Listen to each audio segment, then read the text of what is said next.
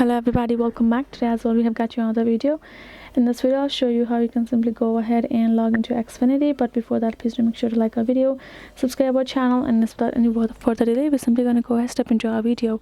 For the matter, we're simply going to go ahead first access our particular browser or our mobile phone. Now go ahead, tap on it. Now simply access a tab and type in xfinity.com. Simply type in Xfinity login or xfinity.com right just over there. Now tap on this, sign into Xfinity on top. And now this kind of interface gonna appear, right? So you do have option of simply typing in email or mobile or username that is connected with your account, and tap on this let's go, and you will be able to sign in with your particular Xfinity ID. But let's say if you have forgotten your ID, you need to find it out, you can tap on this find your Xfinity ID over here and wait for a while till it loads. And now you will have again three options for you to find your ID, which includes mobile phone number which is connected with your Xfinity ID, other one is email address, and the other one is social security number. Go ahead, choose a particular option, tap on continue.